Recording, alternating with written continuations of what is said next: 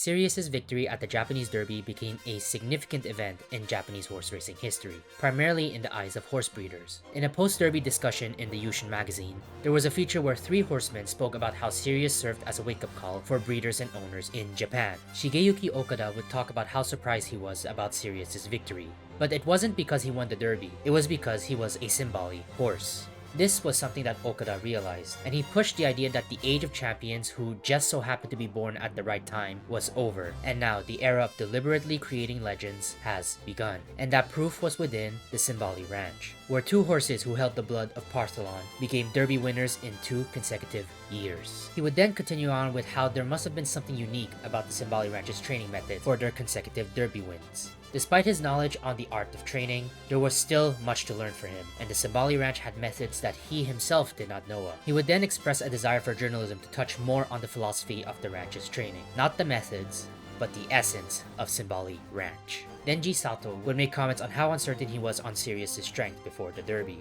He would also touch upon how foreign horses went through diverse and rigorous training compared to Japan. But Sirius's victory would remind him that it's not just the foreign racers that they had to look after, because there are new methods of training that are being developed in Japan day by day, and that his fellow horsemen should not just focus on foreign competition, but also the local ranches like the Symboli Ranch. Kunio Morisawa would state how unfortunate it was that none of the journalists talked about Sirius's training. Instead of focusing on the horse himself, they were hyperfixated on the controversies surrounding him. If they focused more on Sirius and his training methods, fans of the JRA would realize that they are already one step closer towards the realm of sports on an international stage. As you can see, Sirius's victory at the Japanese Derby served as a spark for the change of breeding methods and its philosophy. His dam sire was Partholon, the father of Rudolph, which proved that bloodlines mattered. This would be further proven later on when his sire would give Japan their first ever Triple Tiara champion just a couple of years later. Even in the wake of his global debut, he was still able to affect his home country, which is just as important for him than being a pioneer of overseas racing.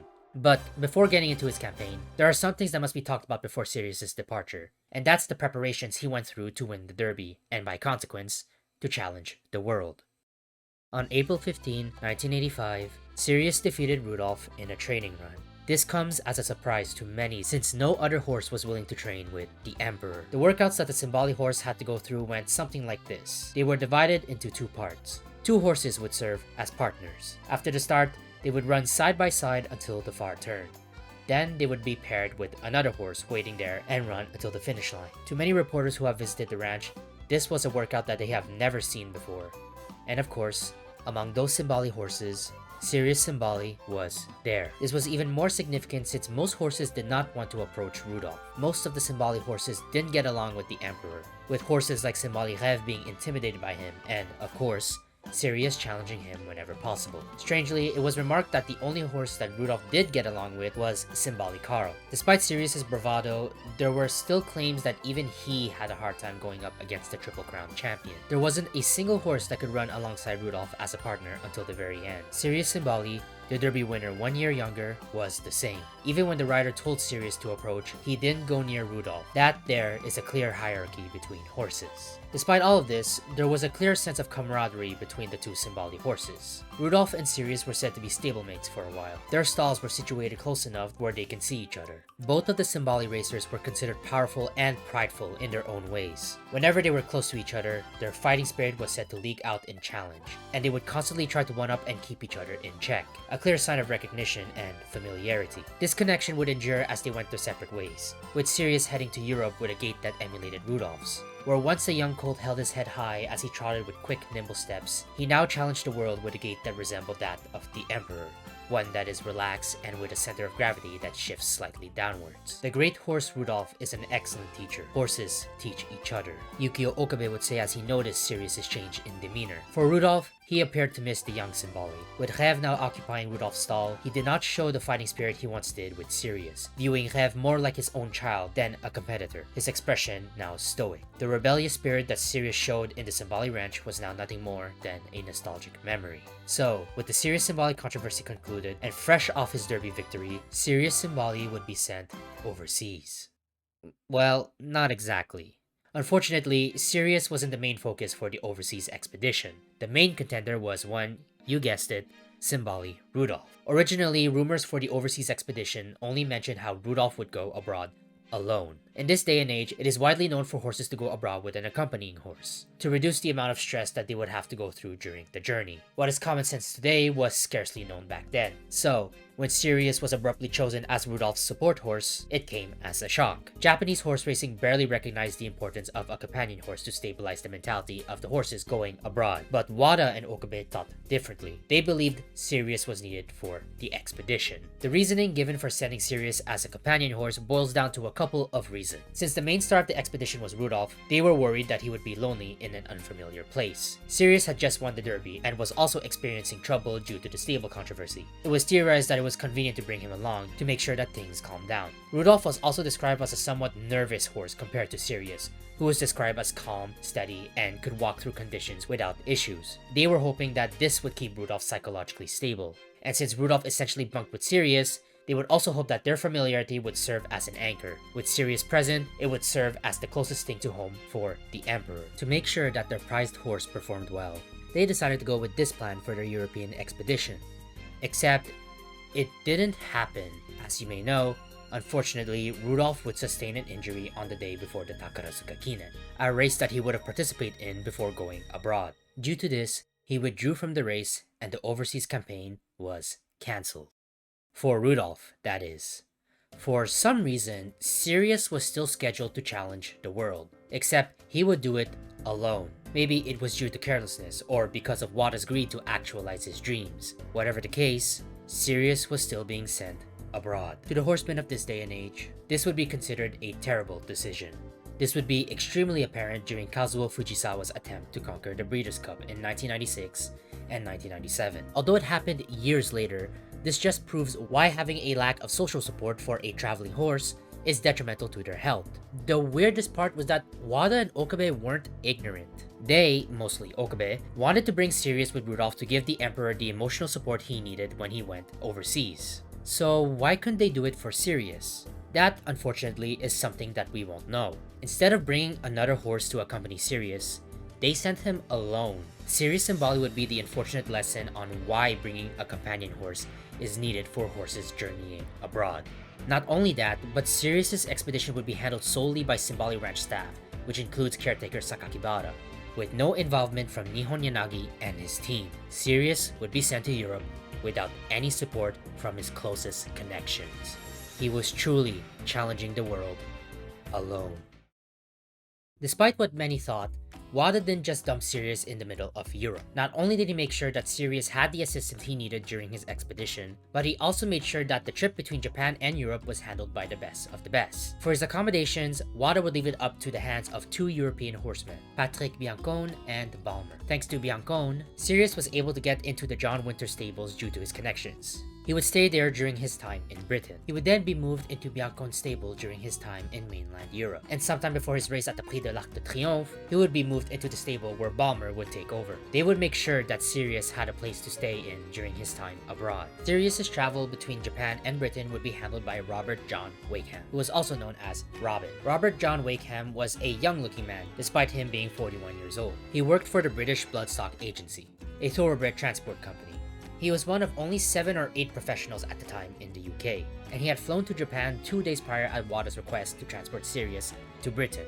Wada had nothing but high praises for Robin. I asked BBA to send their best person, and he's truly skilled. While our staff are always nervous around Rudolph, he immediately started rubbing his cheeks to him. He is one with the horse. With him handling things, Sirius's air journey will be a safe one. To Wada, he was clearly a specialist in thoroughbred transport. In Yushun's October 1985 issue, there was an article written by Satsuki Nakayama titled "The Pilot Who Flew Sirius and Tosho Boy." While the information about Satsuki Nakayama is almost impossible to find, someone was able to flip through several issues of Yushun between 1984 and November 1988, and they came to the conclusion that she was a regular column. So this section is considerably reliable. While most of the code I found talked more about Tosho Boy and his experience with him, there was a little bit of information in the beginning that talked about Sirius himself. The expert was amazed. Horses are usually super sensitive to new things, right? But even though it was Sirius's first time on a plane, he didn't show any signs of distress during takeoff or landing, and he was totally fine during the flight too. There was also a mention of what kind of plane that Sirius flew in, a jumbo jet, which was around 70 meters long. But after that, the rest of the article talked about Tosho Boy. Despite what many would say, Wada made sure that Sirius, despite the complicated situation, would receive the best support possible. He would start his expedition in Britain. Despite not being Rudolph, people still hoped that he might have a chance. So, the day for Sirius to depart for Britain has finally arrived. On that day, at the Symboli Ranch, located in Daetown, Katori District, Chiba Prefecture, a curtain of mist and rain hung in the air. People have gathered to see Sirius off, primarily journalists and reporters familiar with the ranch, with some of the friends and family members of the stable hands being there as well. And as the crowd waited for Sirius's departure, someone would say, "The UK is also a misty place. This must be a lucky kind of mist." Sirius, carrying the full weight of the Symboli Ranch's hopes and dreams, was let out of his stall. He approached the transport truck, step by step, right in front of Rudolph's gaze. At 5:57 a.m., he was fully loaded into the trailer. The first steps beyond their island nation were about to begin, and the vehicle drove off, surrounded by farm employees and their families, waving off the would-be challenger. And as the journey to the airport began, the drizzle gradually changed into a light rain. It took 15 minutes to reach Narita Airport. At 8:53 a.m., Sirius stood in front of the container for Japan Airlines Flight 623. His very first air journey was about to begin. A 16-hour flight from Japan to the United Kingdom, the birthplace of thoroughbreds. Step by step, Sirius approached the container. He carried himself with dignity. In front of about 30 photographers, he paused for roughly 2 seconds, turning his head to survey the humans around him. Then, he stepped into the container. Everything proceeded quietly and smoothly. By 8:25 p.m., on the Narita runway, the rain had finally stopped. The roars of the jet engines were so loud that many instinctively covered their ears. Yet, inside the container, waiting to be loaded onto the plane, Sirius was calmly munching on hay.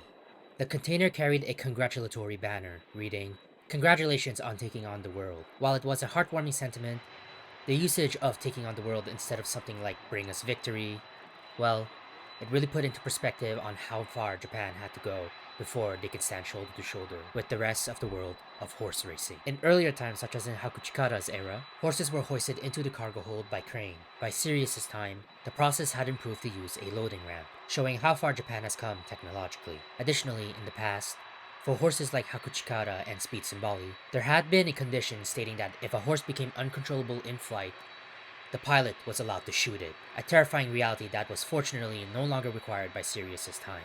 It may sound crazy, but with the technological limitations and the normal human nature of prioritizing human lives over animals, it really makes you think of how far we have grown as a species, especially when it comes to technology, something that benefited the horses just as much as us humans. With that said, Sirius, alongside his caretaker Tetsuo Sakakibara, would board Japan Airlines Flight 623. He would depart at 9:30 p.m.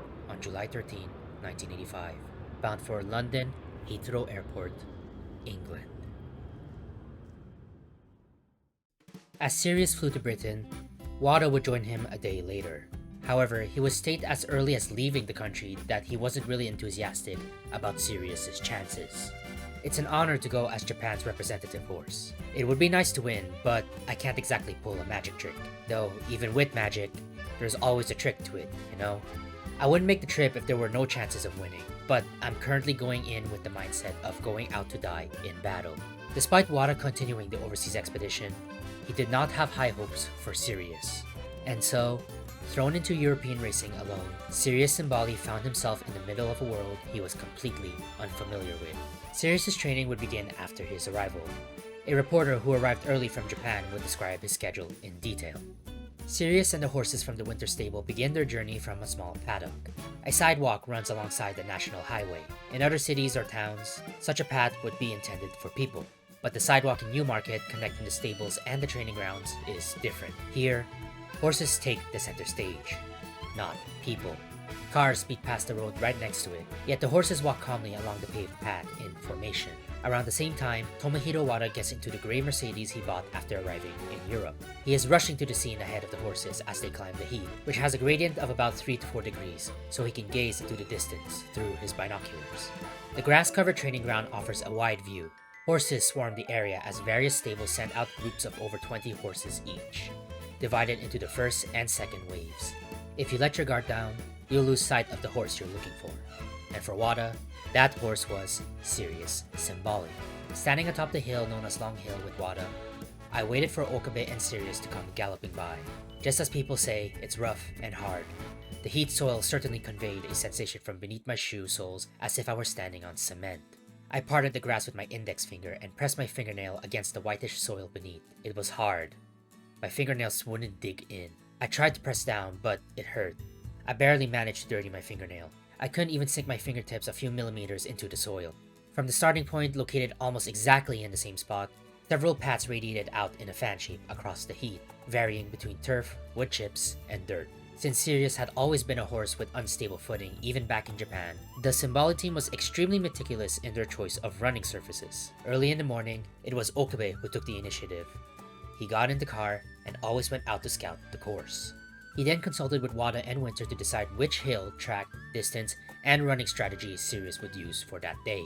"We're grateful that the trainer is such a gentleman and so cooperative," said Wada. Indeed, from my perspective, Winter was truly gentle and easygoing, treating the owner-breeder from Japan with great respect. With the stable manager displaying such an attitude, the other staff members, including the beautiful and strong-willed Mrs. Clipper, were also friendly towards the Symboli team. It wasn't just the people. Even Topper, the 10-year-old, long-bodied pet dog, welcomed the Japanese visitors by scampering about on his endearing short legs. The expressions on the faces of Tomohiro Wada and his associates were truly relaxed and carefree. At 8:20 a.m., Sirius galloped across the wood chips at Long Hill. Wada watched him through his binoculars. He said nothing, but the look in his eyes after he lowered the binoculars made it clear he was satisfied with the horse's condition. By 8:49 a.m., Sirius, Wada, and his team returned to the winter stable. Okabe had already dismounted, and Sakakibara was holding the reins. With a carrot in one hand, Wada approached Sirius. Sirius would then lunge for it. "His skin has thinned out again," said Sakakibara. "Yeah," Wada replied. "It's still changing. He's really become a British horse now. His skin has thinned, and the muscles are bulging from the inside. It's different from Japan. I guess it's because of the climate." Wada, who had quit smoking a few months ago on the advice of his personal physician, Takashi Abe, leaned against Sirius with a pipe still clenched between his teeth. "Since coming here, his temperament seems to have become a little more spirited." "Yes, that's true." Wada suddenly crouched down. He knelt at Sirius's feet, as if prostrating himself. With both palms, he cupped the area around Sirius's left foreleg, then his right foreleg, for 5 or 6 seconds each. It looked as though he were gently caring for his beloved horse, who continued to run valiantly in the training grounds of the wasteland, and as though he were offering a prayer to those delicate, slender legs, asking them to remain strong forever. And he remained crouched there, just like that. Despite the accommodations, Sirius was still in a world that was absolutely alien to him. The most notable difference was the turf quality. Compared to Japan's light turf, the one in Europe was described as a deeper and more natural-like turf that clung to the legs of the horses, which, because of the short time remaining before his next race, Sirius had to get used to soon. It's said that in his first training session, Sirius was so exhausted just from trotting that he could barely run. Even with these difficulties, Sirius was still Japan's representative. The Derby winner had numerous racing journalists and fans flocking from Japan to the UK with the sole purpose to cover and support him. He had to persevere if he wanted to meet their expectations. But even with all this support backing him in a foreign land, Sirius was still struggling to adapt to the new environment. And Wada would continue to make it clear that he had not so high hopes for the star of the Symboli Ranch. During his time at the winter stables, Wada would talk about the training ground in detail. He would describe them as majestic 2,000-meter straight tracks made of turf, dirt, and wood chips. Prim and perfect for training would-be champions. He would focus primarily on the grass and soil. To him, they looked gentle, tall, and refined. But in reality, he would say how it was a sturdy surface. He would describe aspects of the ground being unusually hard and how it was full of potholes. The ground that these British horses trained on had a harshness that didn't let a single one of these trainees a chance to let their guard down, lest the earth itself subdues them. There was a particular line that Wada said about the ground that cemented how he viewed Sirius compared to the thoroughbreds of Britain. I was even more surprised by the ruggedness of the soil at the training track of the winter stables where Sirius is being trained. Sharp stones that look like they could cause a hoof injury are exposed, and horse chestnut roots, which seem to be there just to provoke a fall, protrude here and there from the hard dirt track. And yet, right there, Sirius did his trotting exercises every morning with Winter's horses. It was in an environment almost identical to this that the King George favorite, the currently 6-time winning Oh So Sharp, was trained. As the saying goes, it's not the blood, but the upbringing. Under the guidance of Steve Cozen, this horse runs like Hercules. Hardly what one would call a lady. Sirius, who looked like a rough warrior in Japan, appears like a delicate young girl compared to Oh So Sharp. Wada would go on describing the training grounds of the ranch. He would end up finishing his rounds by saying one thing. When I looked up heat in an English-Japanese dictionary, it was defined as wasteland. It may be pure speculation, but it's also easy to interpret this remark as a claim that there was no potential or hope. But Sirius, due to Wada's decision, still had to follow his schedule. His next race would be his second biggest race, and it was fast approaching. The star of the Symboli Ranch had no chance of backing out anymore. Sirius Symboli would make his European debut in the King George VI and Queen Elizabeth Stakes on July 27, 1985. The King George VI and Queen Elizabeth Stakes is a G1 race in the United Kingdom. It is one of Britain's most prestigious open-age flat races, with some even calling it Europe's Summer Grand Prix. It is run at a distance of approximately 2,406 meters in length, and it takes place at the Ascot Racecourse in Ascot, England. Horses of 3 years and above can participate in this race during the month of July. In this race, top-tier horses from all across Europe would gather here to achieve glory. But for Japan, this isn't the first time that they challenged the King George.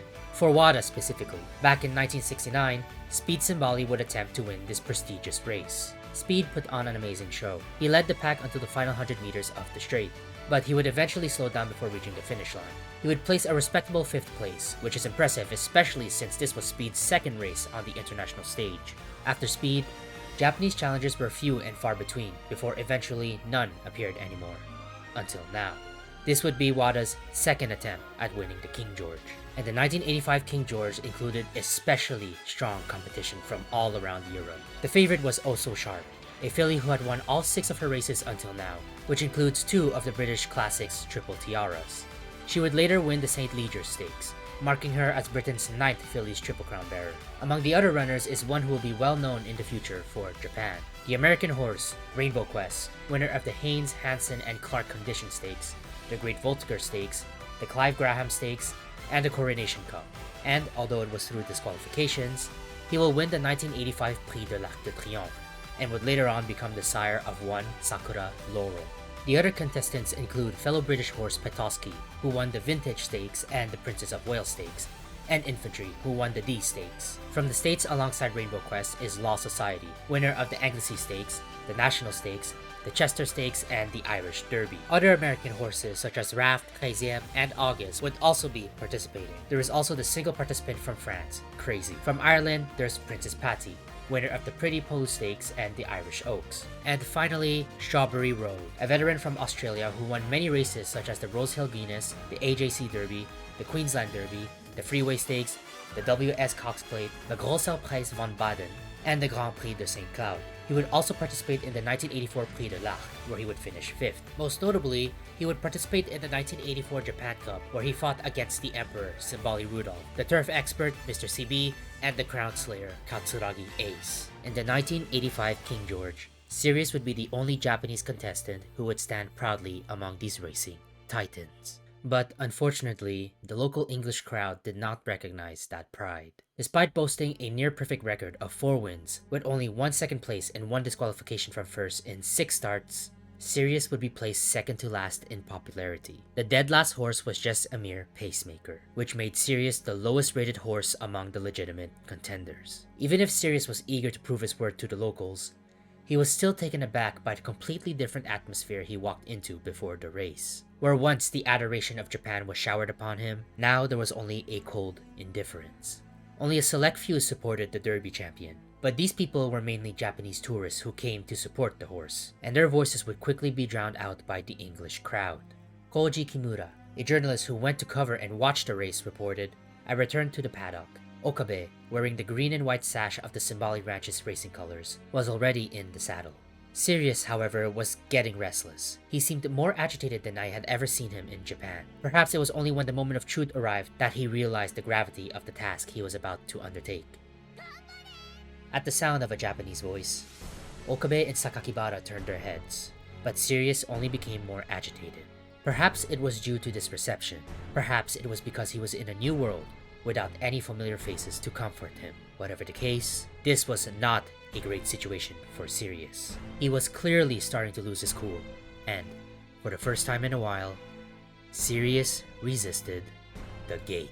The local gate attendant's solution for getting Sirius into the gate was to do it by force. They shoved a blindfold over his head and dragged him towards the starting gates. Okabe was even seen shouting no multiple times in an attempt to tell them that they were making the situation worse. Thank you, Jim.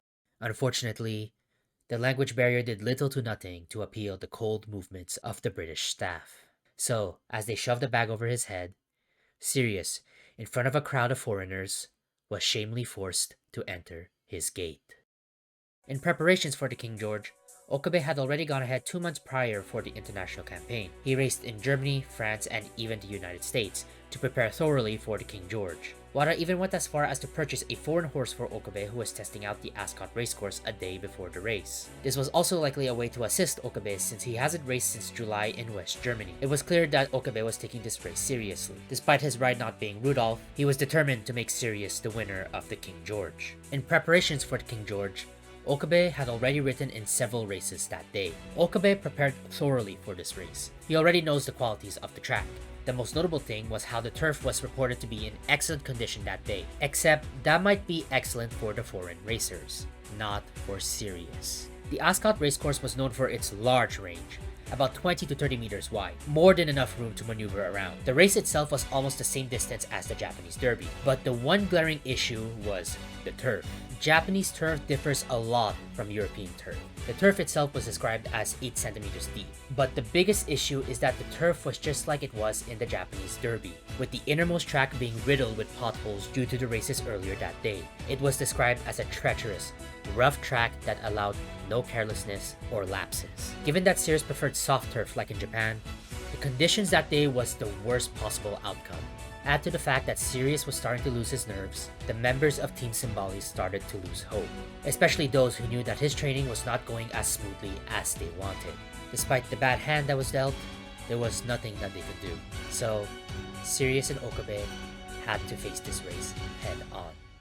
No grand fanfares and an unfamiliar starting gate. They stepped up towards their greatest labor yet, and the 1985 King George VI and Queen Elizabeth Stakes begins. They got off to a great start, but Sirius immediately started to lag behind. He maintained 5th until the first corner, where he fell into 9th place.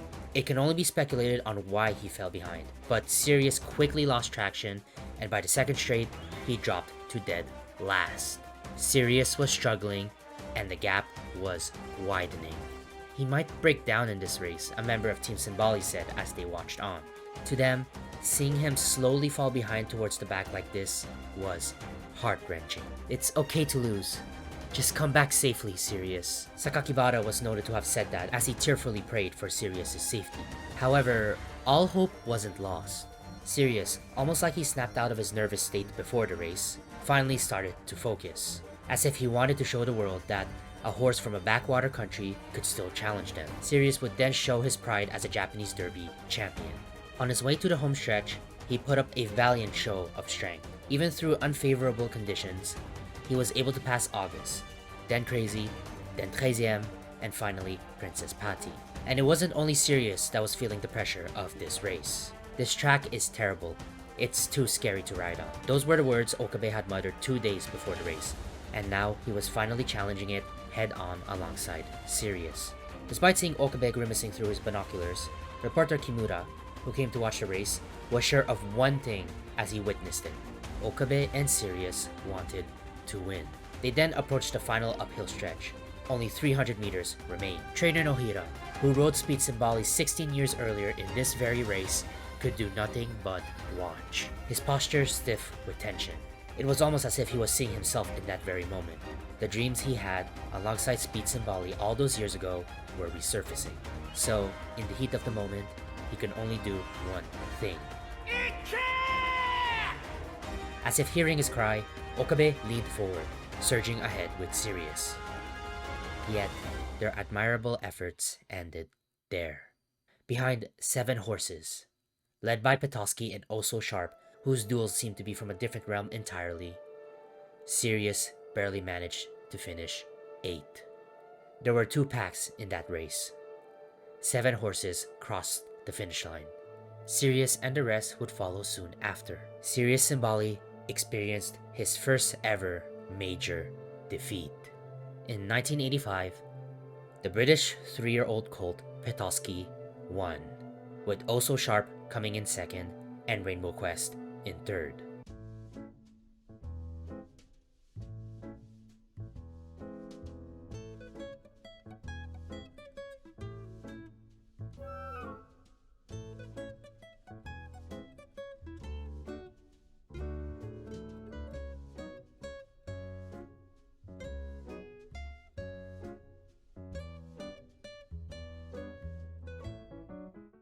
After the race, many British reporters asked Okabe about Sirius's defeat. In what little English he knew, he simply explained he likes soft, trying to explain how Sirius preferred a softer turf similar to Japan. Okabe would later express these thoughts in details in his personal accounts. It might have sounded like an excuse, but I was simply speaking my honest impression. The deep turf of British racecourses, that limestone soil is rough, rugged, and uneven. Even for Sirius, who had won the Japanese Derby, this track was too much to handle right off the bat. Japanese tracks have short turf and are meticulously groomed with firm soil. They are tracks where records are easily set. I began to question the situation of Japanese horses, running in an environment where everything is perfectly catered to them. Later on, in an interview where Japanese journalists asked Okabe if Rudolph would have won, he answered, "I don't know. However, I'm sorry to say this to Sirius, but there is a significant gap between him and Rudolph. To be blunt, I feel like they are in different leagues. It's a difference as vast as heaven and earth. They are also different types. If Sirius is the pro wrestler type, then Rudolph is the boxer type. Moving from Japan to Britain brings a drastic change in environment. So while there was a handicap, the battle for first place was between Petoskey, Also Sharp, and Rainbow Quest. But I secretly believe he would have definitely been able to break into that top group. There may have been a bit of a bias, but it was clear of what was the most well-accepted fact of Sirius's loss. He simply wasn't ready. And he wasn't the only one who agreed with this notion. There would even be records of an interview between reporter Serizawa and trainer Nohira. Before the race, owner Tomohiro Wada commented that the horse was in top form, and you, Nohira-san, also emphasized during paddock commentary that he looks to be in even better conditions than when he won in the Japanese Derby. However, when Sirius entered the track for his warm-up, I thought, his stride didn't have its usual spring to it, so I mentioned on air that I was a bit concerned. At that point, Sirius may have already rejected the hard track and lost his will to compete. Come to think of it, when Sirius was shown to the Ascot racecourse crowd, jockey Okabe said he seems to be bothered by the hard track. I phrased it gently on the broadcast, saying it was a minor concern. But deep down, I felt that something was definitely wrong, that this was serious. On the night of the race, owner Wada, who had been invited to a consolation party hosted by the Sirius support tour, reportedly said he lost while in top form, so it was a defeat due to sheer ability. A complete defeat. Before departure, everyone at the Symboli Ranch had unanimously said Sirius runs with such power that European tracks suit him better than those in Japan. But in reality, it was the opposite. But he ran so well in the New Market workout that he easily outpaced an older horse that had already won 2 races. So the fact that the horse struggled on the Ascot track can't really be called a decisive reason for the loss. Even so, looking back now, Speed Symboli, a horse that never faltered, whether in the New Market workout or the race at Ascot, was truly great. When announcer Moriyama, broadcasting from the studio, said Speed Symboli was truly great and sought agreement from the guests, one of them replied, "I'm sorry to say this, Nohira-san, but the level of the King George that year was pretty low, causing the studio to fall completely silent." Doesn't that person have absolutely no idea about the strength of Park Top or Speed Symboli's dominance in Japan? After all, he went toe-to-toe with that champion mare, Park Top. He even took the lead once on the home stretch. In this race, the scenario would be something like Sirius Symboli taking the lead around the second hill on the home stretch, only to be overtaken in one swift move by the favorite, the dual crown fillies Also Sharp. so I think Japanese fans watching would be thrilled. Unfortunately, there wasn't a single highlight this time. When I saw Sirius Symboli's physique the day after the final workout, I wrote in the Sankei Sports newspaper, "This is amazing, a complete transformation. With this, he might be able to put up a good fight." Even if there was a bit of a bias on my part at the time, I genuinely believed that. He had shed excess weight and his stocky build had transformed into a sleek, thoroughbred-like silhouette. In particular, the line of his neck looked absolutely superb. However, as soon as the race started, he ran as if he'd already thrown in the towel. He exposed the mental fragility of Japanese horses. He was in such a good condition, so why couldn't he hold on? That's exactly the point. By the last 100 meters or so, Sirius was so wobbly he was practically stumbling. Once you show that much fragility, it's no longer a matter of whether he's in good or bad form. My personal theory is that for a strong horse, the race result doesn't really change based on whether it's in good form or not. It's a different story if an open class horse goes into a race without proper training and loses easily. But generally speaking, whether you say he moved well in his final workout so he should run well, or he looks sluggish so we can't expect much, the results doesn't differ much either way. It all comes down to ability. The rest is just a matter of whether they can hang in there or not. In sumo or baseball, even if a player is a little off their game, if they have the talent, they'll still perform at a certain level. Thoroughbreds are fundamentally the same. So, Sirius hadn't yet developed the mental toughness to hang in there. In contrast, the top contenders on the other side possess a tenacious mental fortitude that allows them to fully demonstrate their ability under any conditions. The fact that Sirius was beaten by such a wide margin can only be explained that way. Did Speed Symboli possess that kind of mental strength? Yes, that's right. A Japanese reporter recently asked trainer Winter, who was in charge of Sirius this time, how he compared to Speed Symboli, and he reportedly stated, "Sirius is still a child. Speed Symboli was fully matured. He is undoubtedly the superior horse." He reportedly stated emphatically. To call a horse that has just won the Japanese Derby with ease still a child, well, that's quite something. Regardless of the results, the fact that he could make such a bold statement before the race really gives off the vibe of a true professional from the old country. While Okabe talked about pure talent, Nohira talked about mental fortitude. That Sirius may have not been ready for this race. Yoshifuru Takeichi, an associate of Wada, would on the other hand compliment Sirius's performance despite his poor showing. I discovered just how incredibly steep the final stretch is when I walked the course to photograph Sirius, who had been granted an unusual training session on the main track the day before. The turf is deep and the ground is rough and uneven. It's a course where average power simply won't cut it. On top of that, the track was firm that day, which didn't suit Sirius. It was also unfortunate that the race was run at a fast pace, with a time of 2 minutes and 27.61 seconds, the second fastest in history. That said, Okabe's ride was flawless. However, Sirius Symboli performed far better than his 8th place finish suggests. He was racing with significant disadvantages, a 3-year-old on a long-distance trip tackling a major race on a course he'd never run on before. I really want to praise Sirius and tell him you did a great job, and I'm secretly hoping he'll put in a good performance at Longchamp. He may not have Rudolph's talent, nor did he have the guts to challenge the King George, but the fact that he was even able to finish the race not last with all of these factors was still impressive to Takeichi. Sirius Symboli was a strange horse in a strange land. The fact that he placed 8th despite the handicap showed that he still deserved the recognition for how well he did. But it still didn't raise the bar for Sirius's chances in his European tour. Even if Sirius did run on a softer turf, the result wouldn't have changed. The margin that Sirius was beaten by was decisive, and as Wada put it, an unmistakable defeat. Before we get to the rest of Sirius's expedition, there's actually something I wanted to touch upon. There's a recounting of the afterparty of the King George that Wada participated in. In fact, this afterparty was mentioned in Nohira's interview. And I really wanted to focus on this recounting because it really, I guess, humanizes Wada in a way. I think it's really interesting, so I really wanted to put this in and show you that, despite his faults, Wada is not just an arrogant horseman who knows nothing about horse racing. I must write about the celebration party held that night at New Long Fun, a Chinese restaurant in central London. After returning from Ascot to his lodgings at the Berkeley in central London by Mercedes, Wada waited for his wife Yoko and Dr. Abbot's wife to change from their kimonos into Western attire. Afterwards, they hurried to the venue for the celebration in the Soho district, near Piccadilly Circus. It was 7:25 p.m.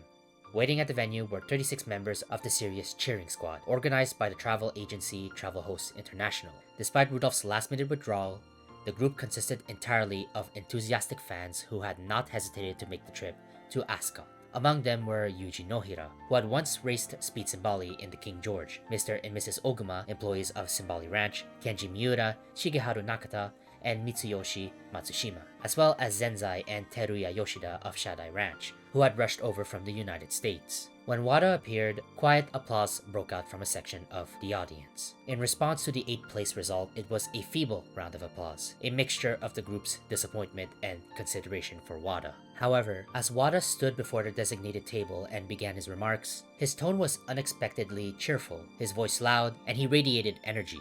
Hello everyone, thank you for taking the time out of your busy schedules to be here today. I'd like to just say a few words. The horse didn't run as we hoped, and we ended up in 8th place. If we think about it, it would have been a shame if we'd suffered a crushing defeat because the horse was in poor condition. But since that wasn't the case, I feel quite at peace with it. Since arriving in the UK, the horse has been in better condition than it was for the Japanese Derby. Everything had been going well. Yoshida-san, who is here with us tonight, seemed to see it that way as well. Yet, we ran a race like that. That's just how far behind Japanese horses are. I also think that the track conditions were an issue. Before the race, Okabe-kun said the same thing, that it was too scary to ride. However, taking everything into account and looking at the big picture, I must honestly and deeply reflect on the fact that Japanese horse racing is lagging behind the world's elite.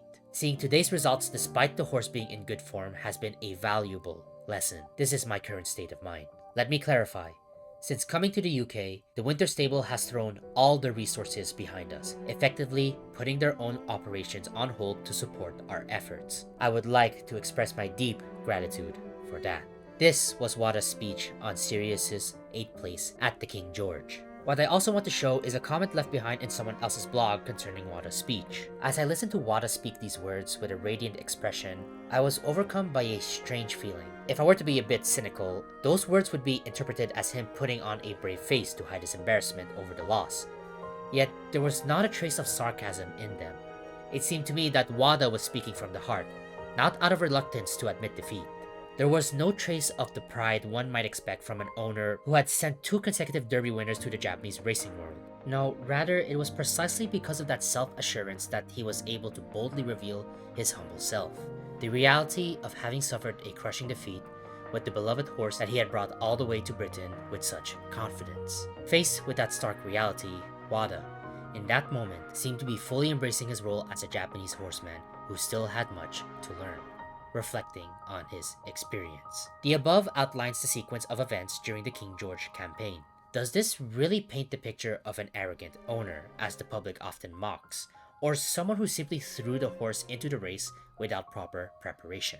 I'm still searching for as much documentation as possible regarding the Sirius campaign, but judging at least by the owner's words and actions during the King George, and the effort he put into supporting jockey Okabe on Sirius, I do not believe that one can definitely say that. After the King George, Sirius would then cross the English Channel to France in preparations for his next race. In his time in mainland Europe, he would stay in Biancone's stable. Biancone's stable was also known for training 2 Prix de l'Arc champions and an Epsom Derby winner. It was known at the time as one of Europe's leading stables, and it was also currently managing Sages, who at the time was widely regarded as Europe's strongest horse. Sirius was stated to have finally begun to adapt to the changes in environment, which allowed him to finally begin his training properly, and with that, his European campaign would continue. His second race in Europe would be the Großaupreis von Baden, a G1 race in Baden-Baden, Germany, at the Ifesheim racecourse. He would finish 4th, 8 lengths behind first place in a field of 7 runners. It was a pretty respectable placement, especially due to everything Sirius had to go through since his arrival in Europe. This would be the last race where Okabe would jockey Sirius before he would return back to Japan for Rudolph's Fall Tender Show. His next race would be the Prix du Prince d'Orange, a G3 race in Paris, France, at the Longchamp racecourse. Instead of Okabe, a local jockey by the name of Le Gris would jockey him. Unfortunately, Sirius would place last in a competition of 6. This would become a huge disappointment to many in Japan, especially since Sirius was a Japanese Derby champion. Despite the disappointing result, they still continued on. In his 4th race, he would perform way better. In the Prix du Royal Oak, a G1 race that takes place in the same racecourse as the Prix du Prince d'Orange, Sirius, as the 8th favorite, would fight hard for a place on the podium by placing 3rd in a field of 12. His amazing performance impressed Wada, who was visiting France in lieu of watching Rudolph's Valtendo show. This would raise Wada's expectations for the Derby champion, finally thinking that Sirius's potential that was seen in the Japanese Derby is finally starting to flourish. Biancone himself would state this year he should be one of the top horses in Europe. He would also determine that due to the results, Sirius was finally becoming accustomed to the tracks and conditions of Europe. The results of the Prix du Royal Oak would instill hope into the staff of the Symboli Ranch, who have just witnessed Rudolph's Valtendo show crown get stolen by Gallop Dyna. However, there was a problem that reared its head. By now, it's been a couple of months, and Sakakibara was said to have stayed with Sirius for 3 more months before returning to Japan. Sirius would remain in Europe with no more Japanese staff. He was now truly alone, and there were no signs of him going back home. In an interview with Miss Yoshiko Suzuki published in the December 1985 issue of Yushin magazine, there was a passage in the section titled About Rudolph Who Won the Japan Cup. How is Sirius Symboli doing? Yeah, he seems to be doing well. There are quite a few strong horses in the Biancone stable, but Sirius Symboli really stands out. Is that so? Wow. So I thought about bringing him back this year, but I told Biancone, if he looks like he can win a G1, I'll leave him there. If I don't think he can, I'll bring him back. I think he'll be fine. As this indicates, at the time he was accompanying Sirius in 1985, likely after the Royal Oaks. It seems he had prepared the option of returning to Japan with Sirius, depending on future prospects. But as you can see, that didn't happen. Because of the results of the Royal Oaks and the potential that Sirius can win a G1 race, Sirius was left behind in Europe because the Symboli Ranch thought that the potential that they saw ever since Sirius started training was finally being realized. However, what they didn't know was that this temporary triumph and decision to keep him in Europe worked against Sirius because he was forced to stay in Europe for the next 2 years. And unfortunately, his results were not what Japan wanted.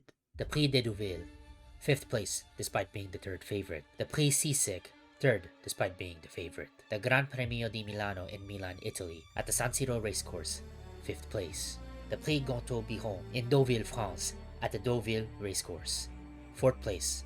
4 races, and despite the hopes that Sirius would make a comeback, he didn't win a single one. But there would be some form of hope that would return, since he would deliver his best results in Europe in his next race, the Prix Foix. He would place 2nd, losing by a neck length. This race is significant since the Prix Foix is a trial race that allows those who place a chance to participate in the most prestigious race in all of France, the Prix de l'Arc de Triomphe. By now, he was in the hands of Wada's other connection, Balmer. Balmer was the trainer responsible for taking care of Speed Symboli during his time when he challenged the Prix de l'Arc. And once again, Wada was entrusting one of his Symbolis to him. And Sirius would boldly challenge the best in all of Europe. However, this race would become Sirius's worst performance in his campaign and in the entirety of his career. The German horse 3-1. 5 Saint-Estèphe 14-1. 6 Sirius Symboli 112-1. 5-2 from the English contingency, and they're under orders and they're away. And who leads? Durara in the lead. From the main in second, Baby Turk third. Durara now settled but throwing ahead about Sharadari. Next to the rails, close up.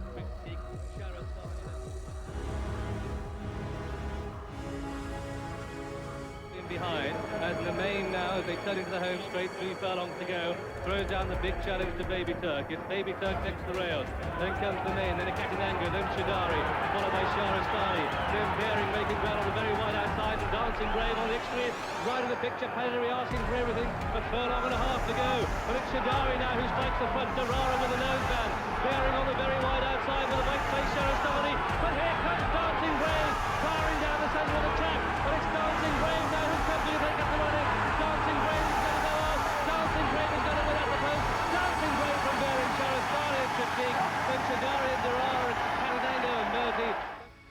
A crushing defeat, 14th out of 15 racers. He would finish lengths away from the dazzling, dominant victory of the legendary horse, Dancing Brave. Sirius would not even be a supporting character in this race. After that, Sirius would continue his attempts at victory in Europe. The Prix du Conseil de Paris, 4th place despite being the 3rd favorite. The Prix Edmond Blanc, 4th place. The Prix d'Harcourt, 7th place. The Prix Ganaille, 7th again. Despite Sirius's bravado and his attempts to win a G1 race abroad, Sirius won nothing. Absolutely nothing. 2 years, 14 races, 1 second place, 2 third places, and 0 wins. Compared to his record in Japan, Sirius's campaign in Europe was a disaster.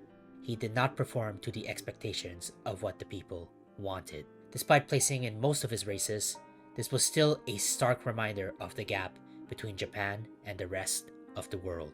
While other legend makers will achieve Japan's dream for international conquest, for now it will simply remain as that, a dream. So, after Sirius's loss at the Prix Garai, he was finally able to return to Japan, to return home, with nothing to call his own.